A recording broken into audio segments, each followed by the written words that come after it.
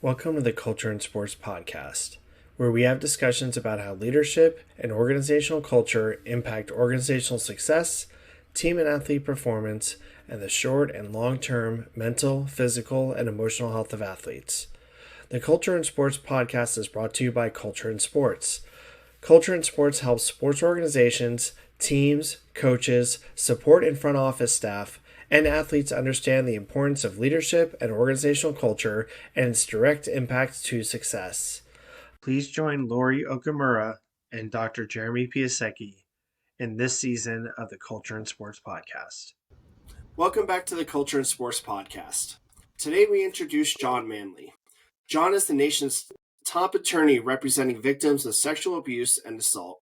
Over the past 25 years, John and his legal team have been heavily involved in the most significant sexual abuse actions litigated across this nation. He served as lead counsel for the victims of former Olympic women's gymnastics team Dr. Larry Nassar, USC gynecologist George Tyndall, and many others. And they achieved the largest sexual abuse settlement in history. Additionally, Mr. Manley has required numerous institutions to make policy changes to ensure no child or athlete under their care is ever abused again. Just like you, Lori, he is a graduate of the University of Southern California, and he received his law degree from Pepperdine University. John Manley is a formidable advocate for victims' rights and against the criminals who would hurt them. Thank you so much for joining us today, John. Thanks for having me. Can you please share a little bit about your work and why protecting and empowering athletes is so important to you? Sure. Well, I am a real estate lawyer by training, but in 1997, one of our real estate clients' sons came to us and said he was abused by a priest. And the diocese lawyer, when we approached him on behalf of the family, because the family just wanted counseling and his meds paid for, told us to go fuck ourselves. The lawyers did. So, I don't know, it just sort of offended me. So, in any event, my former partner and I litigated the case until 2001, where they settled for $5.2 million, which at the time was the largest pretrial settlement in the history of the Catholic Church. And my phone rang off the hook, and I became a plaintiff lawyer. So, since then, I've literally done thousands of cases where I represent children or adults abused as children, including multiple athletes, child athletes, adolescents, and collegiate athletes, where they've been abused. And that's our firm's sole focus. And where a lot of people know us from the Larry Nassar case, but we've been doing it long before that.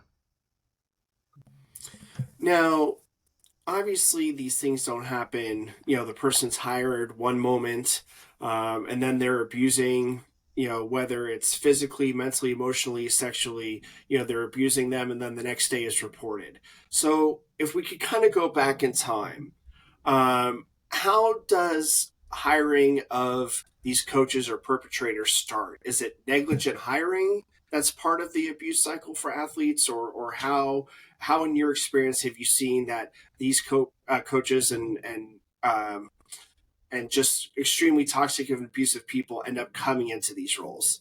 I think one of the things you have to think about is frequently abusive coaches or abusive people don't appear to be abusive initially, right? Now, if somebody has a background and you fail to look at it, no matter how nice they are, then obviously you're not doing your job, especially at a college. It's very rare that somebody at the collegiate coaching level shows up for a job and doesn't have a background in abusing kids. It just, it's like, if you think of Bobby Knight, who, in my view, was one of the most abusive coaches in history, and people from Indiana will faint, but I mean, he was a horrible human being. Who would hire him after the stunts he pulled to Indiana? Those were well publicized, but whether it's Division 3, 2, 1A or 1, the college coaching world for sports is a very small world, and everybody kind of knows everybody's reputation. So Frankly, I've never heard of a college hiring somebody that was an abusive coach that either physically, sexually, emotionally, or otherwise, who didn't have a history of it. Now, how I guess the biggest question with this is, teachers in the education world, especially primary, secondary education, there's this thing called pass the trash, where teachers will go from school to school or school district to school district or different state to different state. And those organizations will be more than happy to get rid of the person and even write them a letter of recommendation just so that teacher could be gone because of extremely toxic or abusive things that they've done. Does that happen with a lot of college athletic coaches or even just in national governing bodies? Have you seen a lot of that? Do you Oh, think that sure. contributes to this? Yeah, sure. I mean, before Steve Penny, who was the former president of USA Gymnastics, got the USA Gymnastics, he was associated with USA Cycling when Lance Armstrong was there. So the the idea that you know the whole pass the trash notion is very true. Sometimes it's because the institution doesn't want a lawsuit like the former coach at Michigan State is initiated against them, uh, or other reasons, and it's easier just to say, oh, this guy's great, and then you dump him off, and he shows up, and you got yourself a real problem, or she shows up, and you got yourself a real problem. So, but frankly, the fault with that lies squarely, in my view, at the athletic director and also the culture of the school. Um, what's particularly distressing in these types of cases is when you have public institutions, for example, Michigan State with the Nassar case, where you have public money involved and, um, public money paying these coaches frequently a lot of money nowadays. And they're known to be precisely the opposite of what the institution's supposed to stand for. If you look at one of the things we've done in a lot of our collegiate cases is go to the motto of the university, which invariably is, where there is truth, there is light, and it's usually in Latin. And when you compare that with their conduct, it's utter hypocrisy. This is supposed to stand for progress, for liberal education, for doing what is right. And frequently it's doing what is right for the institution's financial well-being as they perceive it, not for the children they're supposed to educate. And when I say children, I'm not exaggerating. They're 16, 17-year-old kids, minors that go to these schools. They're 16 and 17-year-old athletes in some of these programs. And they put, these people in there, and I can think of a number of examples where that person who's not fully developed, is abused by these coaches, and the results can last a lifetime. And I want to be clear what I'm talking about. I'm not talking about somebody raising their voice once or twice.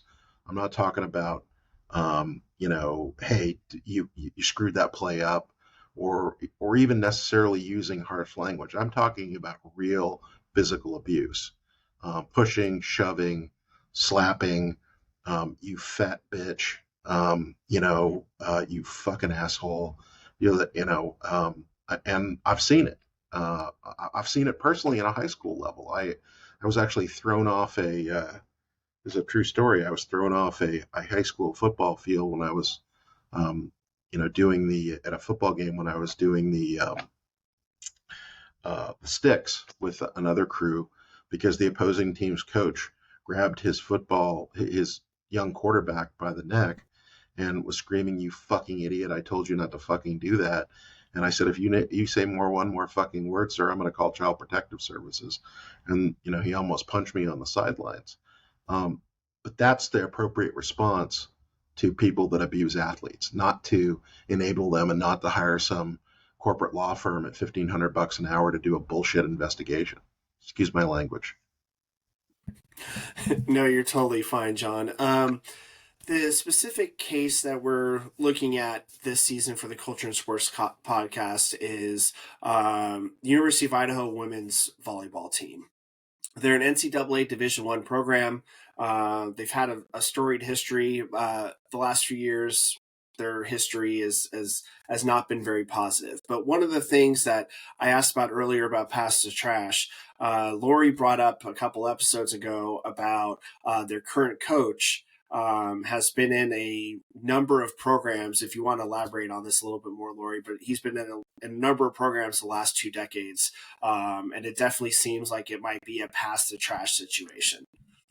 Yeah, sure. So, John, our case study that we're looking at, the coach that's at the University of Idaho, and by the way, is still the coach, even after, a 10-page formal complaint, has the entire, I think, timeline of this gentleman's, arrival at Idaho was captured in a pretty detailed, I think it was almost 11,000 word article by Scott Reed at the Orange County Register, not in Idaho, right? So it took somebody from outside, of the city. And Scott had a pretty interesting statistic that over approximately 21 years of this gentleman's career, he had actually been at 15 different institutions, and some of them for really only a season, not even a full year, before either being let go, terminated, fired flat out, and a pattern, as you referenced, earlier, a pattern began to emerge. In our sport, in volleyball, I've been in volleyball my whole life. We call it like the 3 phone call effect,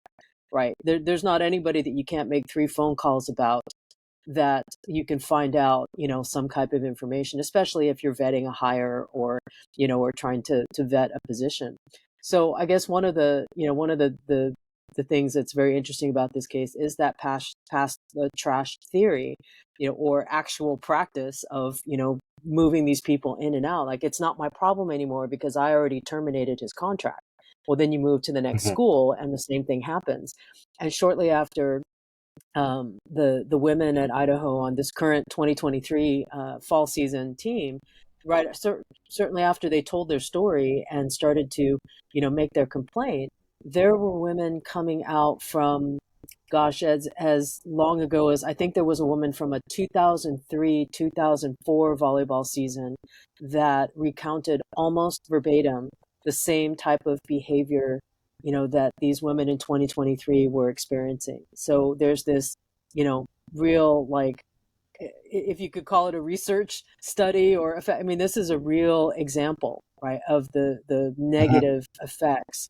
One of the things I think I'd like to hear more about, or maybe get a little bit more context, as usual, the one of the first reactions, well, first there was no reaction by the university for over 2 seasons, and then, as reported, an independent investigation, right? It's complete horseshit. Independent investigation run by a law firm, out of state, who one of their associates was actually, the Title IX coordinator for this whole investigation on campus at Idaho. So, I think from the women's perspective, and we will this season hear from some of the women, from that team, as well as others, right, who had suffered abuse at the hands of this coach. I guess, the understanding of how these quote unquote independent investigations really work, right, I think it's a misunderstanding. People think, oh, great, there's a law firm that's hired and, they're going to get to the bottom of this and we're going to get justice. But really the reality of the situation, I'm sure, and from your perspective and your experience over these last, all these decades that you've been fighting on the right side of it, what does this independent investigation really look like? Well, I can tell you, independent investigation is about the most inaccurate term you could use when you talk about these situations.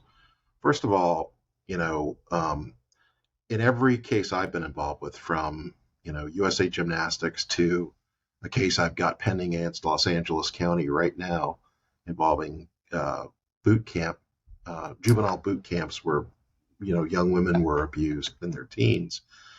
They always want to hire an independent law firm. They say independent. Well, independent sounds like, oh, you don't have a relationship with either party, and you're going to go out and find the facts independently.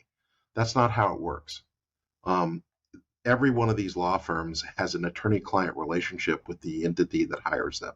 So, for example, in USA Gymnastics, they hired a former Indiana prosecutor who they said was independent to to interview the clients. And I wrote her, and she wanted to interview, some of our Olympians like, Allie Raisman and others. And I wrote her a letter and said, do you have an attorney-client relationship with USA Gymnastics? She said, no, we don't. Well, I didn't buy it. So when we went to take her deposition in the case, what do you think happened when I said, what did your investigation find? Objection, attorney-client privilege. Okay. Yeah. So attorneys, in my experience, rarely find their own clients guilty. I don't know about you guys, but when you hire a lawyer, they never find their clients guilty. If they find something that's negative about the client, very typically what happens is the report gets shit-canned or disappears, or they refuse to produce it, which is precisely what happened at Michigan State, for example. They said they did an independent investigation, and when we pressed them and wanted it a discovery, they said, well, we didn't do an independent investigation.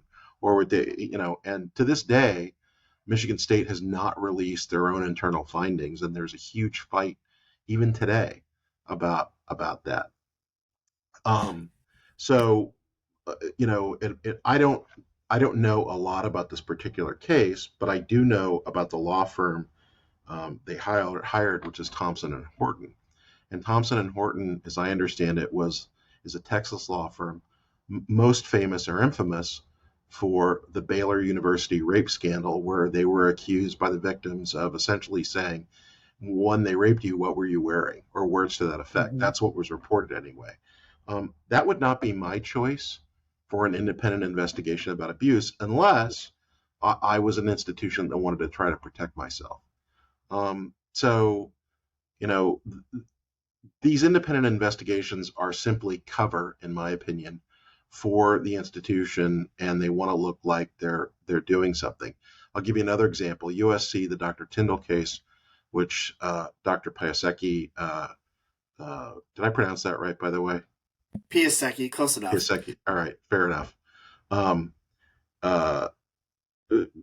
Essentially mentioned before, Dr. Tyndall was the gynecologist at the Student Center from 1986 to 2016, and USC hired a Melvin and Myers, big international law firm, defense law firm, to do an investigation. Said they were going to release it 4 months after it was done. It's never been released. And you can't compel it because of the attorney-client privilege. So this is what you've described here with this independent investigation at the University of Idaho is sort of standard practice for most of these institutions who have engaged in or allegedly engaged in misconduct.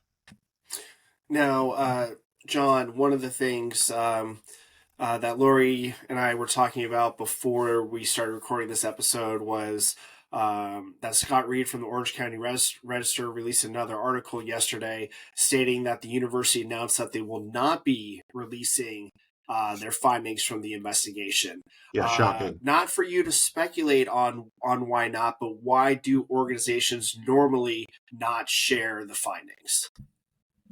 Because it's bad. I mean, when you say you're going to do an independent investigation and then you decide not to report it, I think it's fair to conclude that it's really bad. What I would wonder is, if I were a member of the legislature in Ohio, or a member of the board of trustees of the university or regents or whatever they call them, or the governor or the attorney general, why are these public officials not screaming to have this released? These are public funds used for this investigation. There are serious allegations involved. There's public money involved.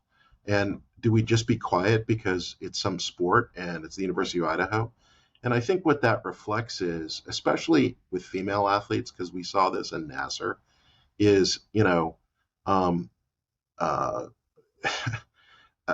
real cultural problem with the institution. And, when you say you're going to do something and you're a public entity and we're going to do an investigation and then you decide we're going to hide it, that's what the Catholic bishops used to do in sex abuse cases. That's what chemical companies do.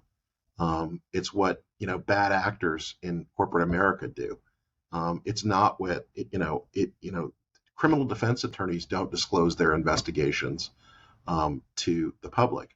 And so I think it's fair to conclude there's something in there that's adverse. And I would hope that somebody in public office would step up and say, it's not okay. What you're doing is wrong. And you're going to release the report. And frankly, what happened in Nasser is we actually were able to go to the United States Senate because they had oversight of the Olympic Committee and change the law, but also force these people to come and testify. And, for example, they subpoenaed um, uh, Steve Penny, who was the president of U.S. State Gymnastics, who invoked the Fifth. The legislature in Idaho has the power to issue subpoenas to state officials. Do it. You know, get one of these committees and call them and investigate. These are, kids that go to a public school that's funded by the legislature. They have oversight responsibilities. Do your job. Right. Now, to follow on with that, John, is why do sports organizations, whether they're national governing bodies or professional youth sports or even universities, stick to retaining the toxic and abusive coach instead of doing the right thing and actually cutting ties with them or firing them or even further legal action after that? Why do they back that person as long as possible, like in the Larry Nassar case or at USC or any other cases you've worked? What have you seen, and why have organizations said, or have they even said why they kept on retaining that person or people? There's a variety of reasons. The classic example, in my view, of the abusive coach were the Carolis, Bella and Marta Caroli, who were running USA Gymnastics program from the basically the mid 80s through 2016. And they were retained because they were perceived as being successful and winning gold medals, etc. In my view, so the background on those two birds was that they were both Nadia Comaneci's coach, who was the great Romanian gymnast who won in I think it was 1976 or 1980, I don't remember. But they were in Romania when Nicolae Ceausescu was the communist dictator, and Romania was arguably the most repressive communist state in the former Soviet bloc. And Ceausescu was this sort of brutal dictator, and for a variety of reasons, the Carolis fell out of favor. Their story was they defected to the U.S. in 1981 because they wanted freedom. They defected because they were in deep shit at home in Romania. And basically, they opened a gym in Houston, and the stories about what they did and the abuse that they allowed, physical abuse that they allowed to occur at their ranch, which was called the Caroli Ranch, where until 2018, all USA Gymnastics training was held, and it changed because Simone Biles refused to go back, who I'm proud to say was our client and is our client. They kept them because they perceived them to be winners. Sometimes coaches are retained because you have a totally corrupt environment, for example. There's NCAA violations, there's other types of misconduct, and they know, and if you get rid of them, they'll tell on you. Sometimes it's because they are in some sort of relationship with somebody in charge. I mean, so the reasons abound, but the bottom line is, culturally, the institutions that do this are not prioritizing their athletes. And I think there's a perception out there is that if you don't deprioritize your athletes, you can't win. And I don't think that's true. I think there are a number of programs around the country where you have incredibly successful athletic programs. For example, the University of Oklahoma's gymnastics program consistently either winning the national championship or close to it. And almost to a person, you talk to the women who graduated from that program and participated in that program, and they'll say wonderful things about the coach who's there. So in terms of the Carolis, I think most of my clients agree, they won gold in spite of the Carolis, not because of them. And remember, Marta Caroli is the person who allowed Larry Nassar access to all those women and allowed them to be abused at the Olympics. So anyway. And I John, think that my brings final up a question really on that specific one is: do you think that if a organization lets go of the coach or the toxic or abusive person, do you think that the organization thinks that it will imply that something actually happened, so that's why they continue to employ that person? Yeah, possibly. I mean, the irony is I think what you're talking about is fear of civil liability, right?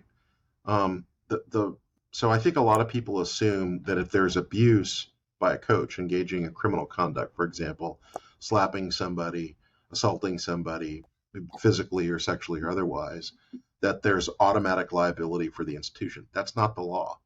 The law in almost every state is, in order for the institution to be liable, they had to be negligent, and usually, sometimes that means they knew or had reason to know. So let's say institution X has a football coach, and the football coach is punching players in the back of the head, right? Criminal act. And the player goes to the school and said, "Hey, coach is punching me in the back of the head, punching other players in the back of the head, and and doing this stuff." And the school terminates him. There's no liability because they as soon as they knew, they did something. Here, if Scott's report is to be believed, and I will tell you that the first person to write about abuse in USA Gymnastics in the United States was Scott Reed. So I give Scott's opinion a lot of weight. If he's to be believed and his story is to be believed, the first time this came up, they could have investigated and terminated him. And the fact that they haven't, means they own it. So whatever he does from now on, they own. And if you think about it, not only is it wrong, because assuming that it's correct, and I don't know if it is or not, but hypothetically, if it's correct, what he's doing is wrong. But secondly, it's stupid legal strategy. Stupid. If you know it's true, pull the plug. Get rid of him or her. well, So well, and they've actually almost doubled down on this coach in this particular, situation at Idaho, and that brings up, I want to touch base a little bit on the role of the enablers, right? Because in everything that we've talked about now, it's the abuse is elevated, to a certain level because of the people around the situation, building that toxic culture that are enabling, things to happen, whether it's turning a blind eye or putting, like you said, a really stupid legal strategy in place, or not having a strategy, at all, who you engage, as your law firm and such. So just couple of points or couple of questions is this, the coach at Idaho is still the coach, right? And Scott has been doing a number of follow-up, articles, but one of the athletes who has identified herself, right, and has been quite vocal, and will be on our podcast with us is a young woman named Emma Patterson, right? And Emma is a transfer. She's from Idaho, but she transferred back into the University of Idaho, a place that she describes as, being a part of her soul, right? A part of her DNA, fourth generation, Idaho Vandal. And, a couple of the things that she touches on in our chat with her is, at first really becoming suspicious of talking to an outside law firm. Like, who are they? Are they supposed to represent us, as the victims? Or, why would I want to speak to this firm, if they're not representing me, if they're representing, somebody else's best interest? But also another point that was raised by victims, it turns out, of this coach from other institutions, right, from years past. I guess maybe you've seen this before, maybe you can give some context. There seem to have been attempts to warn the athletic director, Terry Golick, at the University of Idaho, that this particular head coach did have a pattern of behavior, right, that could at very least be termed, potentially abusive. There were at least 2 written letters that Scott was able to obtain, from the authors, and verify that reached out in the 2022 season, shortly after hearing the news that this particular individual was hired at the university, right? So the role of the enablers, right? Talk to us a little bit. I mean, we talked about, basically everybody in the Nasser case was an enabler to Nasser, right? Whether it was, the Karolis giving him Right. the opportunity, or other people not reporting, the abuse on behalf of the victims, right? Mandated, reporting. But I wonder if you can just touch a little bit on what your experience has been with, the role of the enabler, right? And also, like, Obviously, how do you, like, yeah, no. So obviously, I can't speak to the Idaho case specifically because I don't have the right, facts. But what I can tell you is, first of all, about uh, the young athlete who is wondering about whether she should do an interview with that firm. I wouldn't let that firm interview my Boston Terrier, let alone uh, an athlete or a human being. They're not there to help you; they're there to protect the university. And so, frankly, what I would do is file a Title IX complaint with the Office of, the Department of Education about, not only about the abuse, but about, it being gender focused. I mean, one of the things that was very helpful in both Michigan State, USC, and others is that the Department of Education's um, office came in and did stinging and stunningly critical reports on both Michigan State and USC and fined them. So, if you want somebody independent, go there. If you know, if and frankly, the university, if he really was going to be independent, they should have disclosed that the university has an attorney-client relationship with this firm. And that's the first thing I would ask. Do you have an attorney-client relationship? But in terms of enablers, what I can tell you from, whether it's schools, hospitals, churches, or other institutions that deal with children or vulnerable adults, abuse never happens in a vacuum over time. It might happen initially, and then if somebody catches them, they stop. But when you have long-term abuse at multiple institutions, as apparently is the allegation at IDA with this coach, there's always enablers. And when it's children, I would say that our job as an adult is to stand between the abuser and the children that he or she would hurt. And I would say the same thing with coaches. Coaches are in a position of trust. They have a unique relationship with their athletes. They're not only athletics is supposed to be a process where not only do you try to win, but you try to grow as a human being. That's the whole point of sports. I mean, I don't know what the percentage of people that actually get paid in college now or even play professionally, but it's still very small in terms of any kind of significant money. Kids are there to get an education, to form themselves, uh, not only educationally, but morally and spiritually. And, when somebody is in a position of authority, it's like the military. When I was in the military and I call my superior sir or ma'am. And when you're an athlete, you call your coach your coach. You don't call him Bill or Jim or Janice. It's coach. And it's a sign of respect. And the coach determines whether you play. And very frequently, the coach determines whether or not you have your scholarship. And a lot of these kids come from families that can't afford to go to college, and that's their ticket, to really a different life. And so, in many ways, the school owns them. And when you place somebody in that position, you best be sure that that person is fit to coach, to coach athletes. And then when you have a male coach coaching female athletes, I think you have to use extra sensibilities because it's just a different it's a different power structure. If a male coach puts his hand on a woman, let alone a young man, but if he puts his hand on an athlete to shove them, frankly, he should be hauled out by the back of his neck and thrown out of the school and charged, in my opinion, if that happened. Mm-hmm. So John, some of the things that Scott's original article, some of the things that were revealed, is exactly what you've been touching on. There's been physical abuse in the form of, athletes being pushed over during drills, during skills drill or defensive drills or some type of engagement in practice.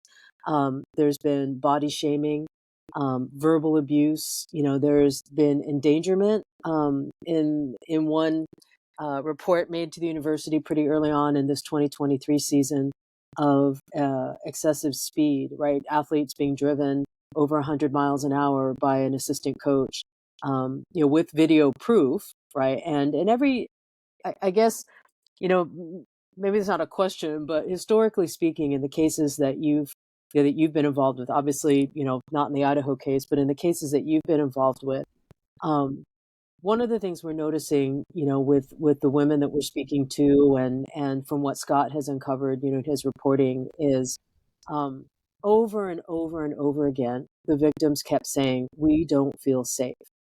Right? We don't feel, and who else can they tell that to? If not, they've told that to every single, on the record, off the record, they've told that to every single person whose paths they've crossed, who are supposed to have a duty of care, right, to them, whether it's the coach themselves. They started out by going directly to the coach. Like you said, it's a sign of respect, right? You have a problem, you go to the source, you try to work it out.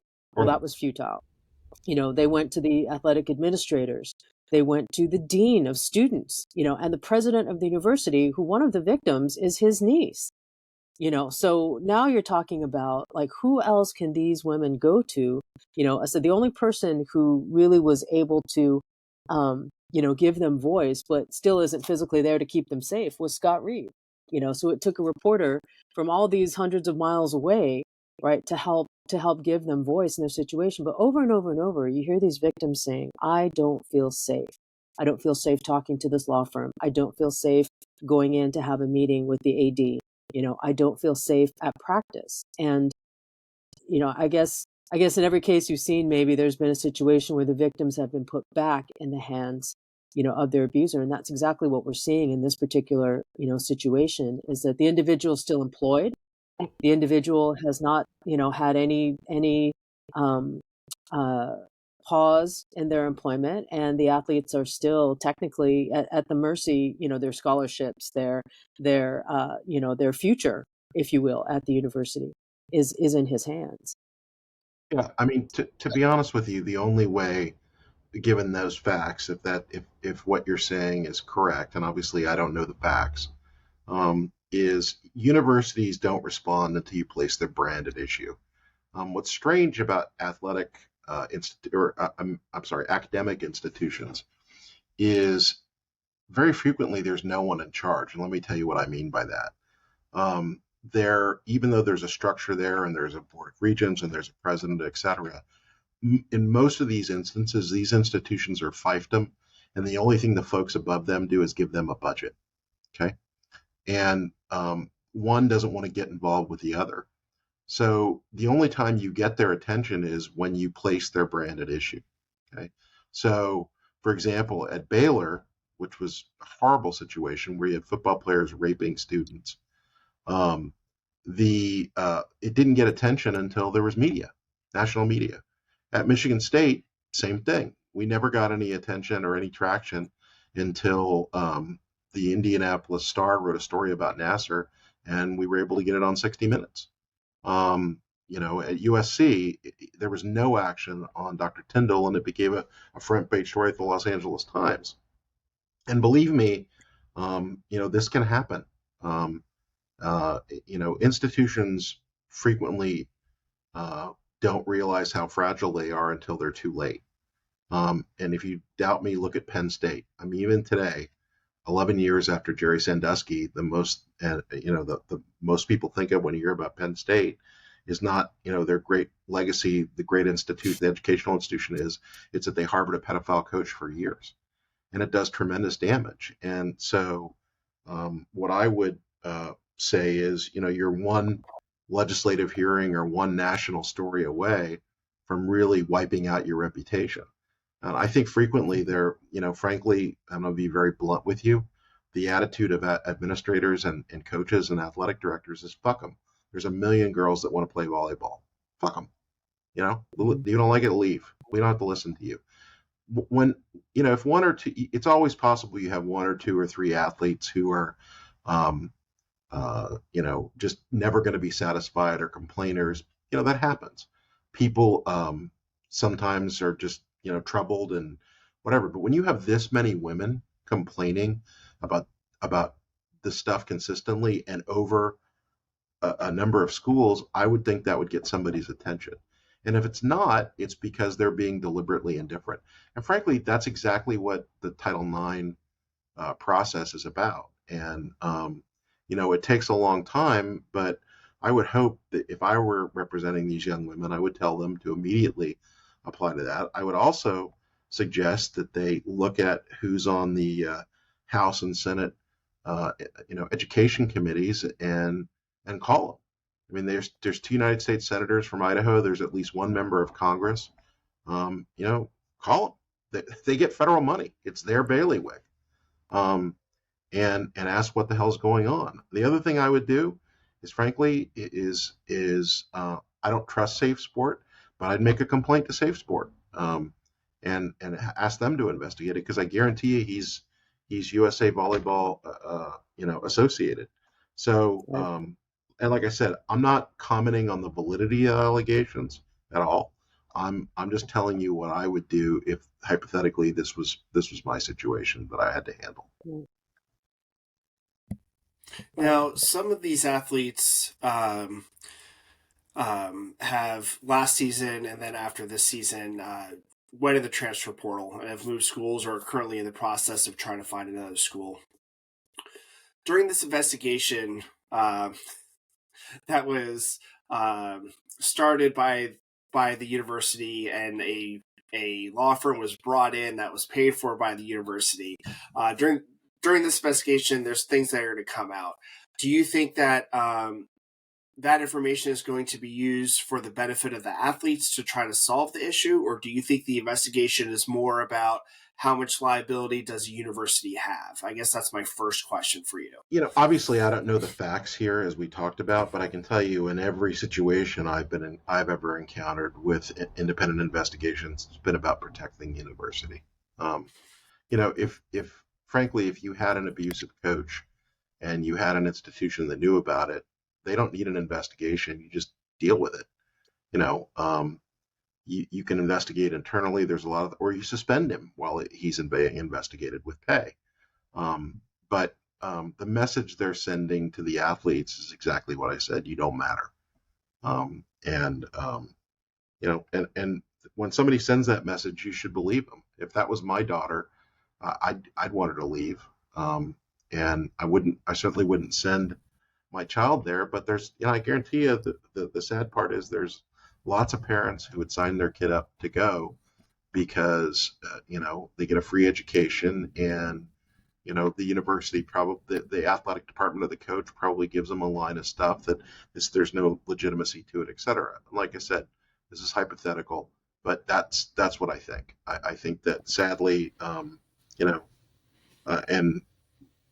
there's a volleyball coach in Illinois who has been suspended from USA Volleyball, who has a horrendous record of abuse. He's not allowed to coach in any USA Volleyball context because of a history of, I believe, of sexual abuse. And he's still coaching, and there's still parents that pay him that pay to send their kids there. So it's a sad state of affairs.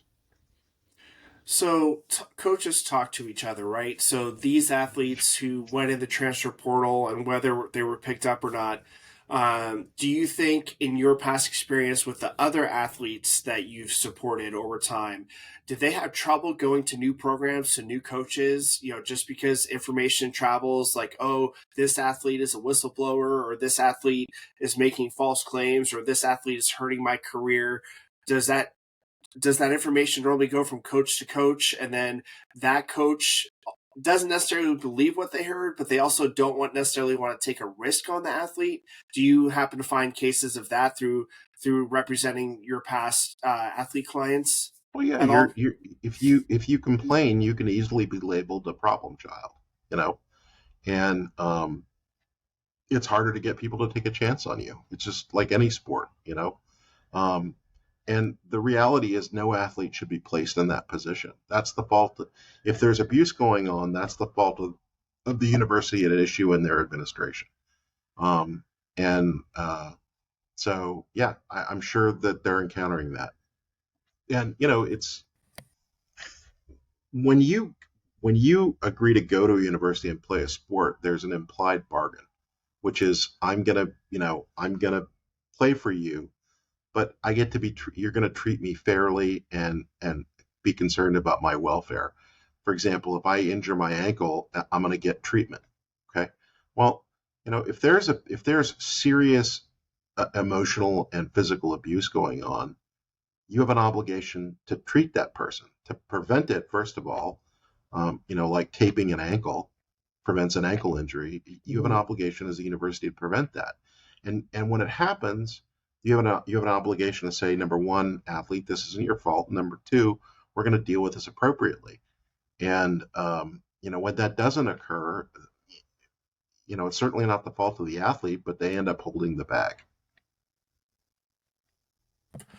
One of the things that you brought up earlier was like a football coach. You're just using an example, a football coach hitting the back of an athlete's helmet or punching the back of an athlete's helmet.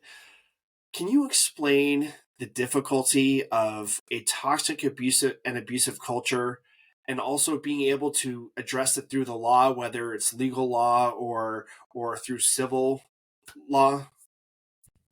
Sure. I mean, there's in coaching that there's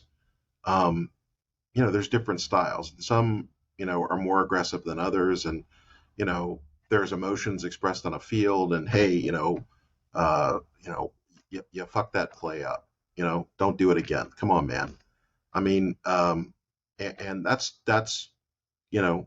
maybe that's strong language, but that frankly, in the context of a college football program, that doesn't trouble me. What troubles me is, hitting somebody, beating them up, um, you know, calling them names, threatening them with, some sort of physical punishment, allowing teammates to abuse them physically, etc. And I want to be clear. This is not about being woke.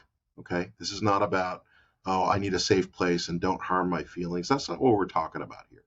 What we're talking about is real abusive, horrible, and sometimes criminal conduct. Okay, so I just want to be clear, because a lot of folks will say, well, do you want to win? And that's just coaching. No, that's not what we're talking about. We're not talking about strong words. We're talking about, real physical conduct that hurts people, real, just horrific behavior that's outside the bounds of any kind of civil, anybody in good conscience could accept. So I want to be clear about what we're chatting about. So the challenge with it criminally is, unless you have a video and it's the coach and the athlete, very frequently they won't charge them. Civilly, it's different. And the standard of proof is different. So in a criminal case, the standard of proof, what you have to show to a jury, is it's beyond a reasonable doubt that a crime was committed. And when the coach says one thing and the athlete says another, that can be very difficult. In a civil context, the standard's different. It's called preponderance of the evidence. And what that really means is that I have to show, as the lawyer for the plaintiff or the victim, that this happened, and the person was damaged. And the standard of proof means, the jury instruction literally says, is it more likely than not that occurred? Okay, it's a much lower standard of proof. It's not easy, but it's much lower. And there's a variety of ways you can prove it. I can use prior conduct to prove it. I can use a whole variety of witnesses to prove it. And very frequently, for example, in our cases, we file a civil case, which actually leads to criminal charges being imposed after the civil case. I can think of a case we tried in 2012 in Stockton, California, against a priest who, after we got a verdict against him, was charged criminally with sexual abuse. So I hope that answers your question, but that's just a little bit of the difference. No, it does. Thank you.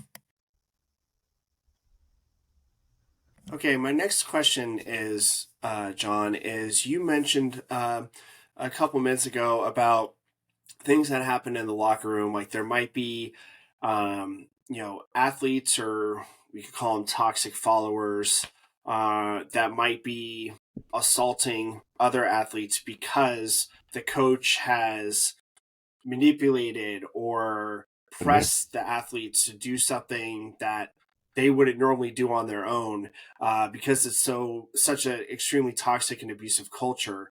Um, do you find that happening a lot? Whether it's mental, physical, or emotional, that where a coach or a GM or um, you know, whatever case the level is, but where the organization is putting pressure on other athletes to try to stop a whistleblower athlete, or not even a whistleblower athlete, but an athlete who is providing a genuine grievance. Do you see any of that, or do you see a lot of it? What have you seen in the past? Sure. We've had cases, mostly high school cases, but others, where, for example, in a football context, uh, they use a quote unquote hazing ritual to control athletes. I can think of one case that was covered by ESPN where a high school football team was sodomizing football players with broomsticks as a hazing ritual. And it's really about power and control. I know that sounds hard to believe, but it happens. There were other cases. There's been a case that Mr. Reed wrote about at my alma mater, Mater Dei High School, where there was allegedly a hazing ritual that involved fighting, where they would beat the living snot out of one another, and they called it bodies. Um, the school denied it, the coach denied it. There was a video of some of it. The DA reviewed it. There were no charges filed. But that kind of culture, that where you have a culture of violence, whoops, sorry, is that kind of culture, is is absolutely toxic. I mean, in the military, they used to have something called a code red, which you ever saw a few good men. Uh, the Marine Corps, would some Marine Corps senior enlisted will allow other enlisted to do to weaker Marines. The Marine Corps absolutely will never let that happen today. And if you do, you're going to get charged with a court martial and get thrown out. That, I can't think of anything worse than being abused by your peers, because a coach wants that to happen, but it does. Um, it doesn't happen all the time, and frankly, it doesn't happen in programs where, you have a coach who cares about kids, and you know part of your job as a coach is to guide your athletes. Male athletes' brains, young men's brains, we now know don't fully mature until age 28. It used to be 25. Now they're saying 28. Women, it's younger. But these are young people who don't have a lot of life experience and who are easily influenced. And it's important to remember that. And it's important to know that parents, even though they're adults legally, they're entrusting their children to these schools. And, they ought to be treated, that there's an old saying in law, or maxim called in loco parentis, means in the place of the parents. And that's really how these schools should function. And if they're not, there's something very wrong. And, the sad thing is, like with my alma mater, USC, there were so many women that were abused at that university, and the university knew and let it happen by Dr. Tyndall. And, you want to love your university. People fly their SC flag, and in Southern California, you can't drive through a neighborhood without a USC flag flying. And frankly, I wouldn't put that flag up for love nor money, given what I know about my university in that case. It's very sad, but that's the truth. Frequently, they don't live up to what they say they're supposed to do. And I think it's all of our jobs to call them out on it so we can change it. And the change is possible. I've seen it. No, that's great to hear that change is possible, and we do hope that organizations do make that change, and they're happy about making that change, and not just to check a box or to get out of the limelight, just so everyone forgets the bad that happened at their organization. Yep. I do have two more questions that I'm going to turn over to Lori to finish up the episode here. The first question is in a lot of the cases that you worked with, and I know it's not all cases, and the reason I ask this question is through my own doctoral research, which I took many years, too many years to complete. Is it the initial action of what a coach or an athletic director or a staff member does that's the biggest problem, or is it all the actions after the complaint is filed that makes the situation that much worse for the athletes or that much worse for the person that you're representing? Well, look, I mean, okay, there's a couple of things. First of all, when somebody complains and you're talking about a minor child, so in California, that would be, under 18, your first job as a school administrator is to pick up the phone and report. You have to report to Child Protective Services and/or the police immediately. So if you're not doing that, and frankly, it almost never happens, you're violating the law. Your job is not to investigate, is to report. Once you report, you should wait a short period of time, according to federal law, to allow law enforcement to investigate, and then you should investigate yourself. The other thing you should do is notify the parents. I can't tell you how many cases we have where, and what makes juries irate is you have an allegation of sexual abuse by a coach, teacher, priest, what have you. It comes to the attention of the authorities, and no one calls the parents and tells them. I mean, as a lawyer, if you want to show malicious intent, not calling the parents and telling them their child was assaulted shows malicious intent, and more often than not, that's the case. So if you do the right thing, it's not hard to do the right thing. It may take courage to do the right thing, but the right thing is to say, if you've got an 18-year-old college freshman example who's shoved down on the floor by our coach, hypothetically, and I'm not talking about Idaho, I'm just talking about hypothetically. First thing you should do is call at a public university, call the police. They have arrest powers. The second thing you do is, if you have reasonable suspicions to believe it, you suspend the coach and you investigate. You let the police investigate locally, or you hire somebody truly independent who doesn't have an attorney-client relationship with you to investigate. And then you offer the athlete counseling. You encourage them to tell their parents and get them involved. And if you do it that way, if you play it straight, you don't have liability. The athlete doesn't feel segregated. You haven't tainted him or her with a brush that you're a problem child. And you oftentimes you get to the truth, right? And it doesn't, just because somebody says it happened doesn't mean it did, right? So, but when you immediately go into cover-up mode and stonewall mode, it has the complete opposite effect. It's incredibly bad legal strategy, number one. Number two is you're not going to get to the truth, and more significantly, you're possibly putting other athletes in harm's way, And the other thing you got to keep in mind about physical abuse in sports is the reason Larry Nassar was so successful at abusing Olympic athletes is because they were being physically and emotionally abused by the Carolis. He was the nice guy. So when you have that toxic environment, it's very easy for a sexual predator with children to step in and groom their families, say, I care about you. They would deny him food, for example. He would give them food. He would be nice to him.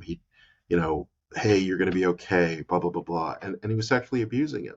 So it's when you have a toxic environment where no one can speak and fear reigns, it can lead to all kinds of other bad things. No, thank you for sharing that, John. My final question before I turn it over to Lori is, if you had anything to say to these women who have made these allegations, what would you say to them, whether it's their current situation now, whether it was standing up and saying something, whether it's how to protect themselves, what would you say to them? Well, or any other athlete around the world who's dealing with the same issue? Sure. What I would say is that it takes courage to do what you're doing. But speak up, because you will never meet the other young women you save, but they exist. And that's what I said to to Maggie Nichols, and to Allie Raceman, and to Ms. Biles, Simone, and Michaela Maroney, who were the first few women to speak up, is you will never meet the little girls you save from Larry Nasser, but they exist. And um, when you're going through the hell that athletes go through when their universities turn on them, that's probably small comfort, but your suffering is important. And our jobs as human beings are to protect people that can't protect themselves. That's our jobs. Great. So, John, we can't thank you enough for bringing your perspective and your lens, on this subject. I know this is not a case that you are, adjudicating or familiar with, but I think that the experience that you have, um, and you're absolutely right in your final words, is that this has become a global conversation, at least in the sport of volleyball. And one thing we keep touching on is you can replace the word volleyball with any other sport. Right. And the things that we're seeing, in this case definitely can travel through. So on this episode of Culture and Sports, we have the privilege of speaking with John Manley, who's been giving us his perspective, his expertise, some words of wisdom and best practices, not only for institutions, but for the victims and the survivors, many of whom, John has advocated for as the founder and partner of Manley, Stewart, and Finaldi, what I would characterize as one of the leading law firms in the nation, if not the world, and handling cases about abuse and really providing advocacy for victims and survivors. Again, thank you, John, for joining us, talking about toxic culture, not everyone's favorite topic, but I think that some of the information that you've shared with us about your past cases, about the things that you've seen, from the legal side, whether it be criminal or civil, really play into this case that we're studying, this season on the Culture and Sports podcast. So we just want to thank you very much for your time and your expertise, and for opening up a good part of this conversation that, that will continue on through the season. Jeremy? Thanks for bringing focus to it. I appreciate it. And that's a wrap for this week's episode of the Culture and Sports podcast. We hope that this episode has started an internal dialogue, or even one with your team, about the importance of leadership and organizational culture.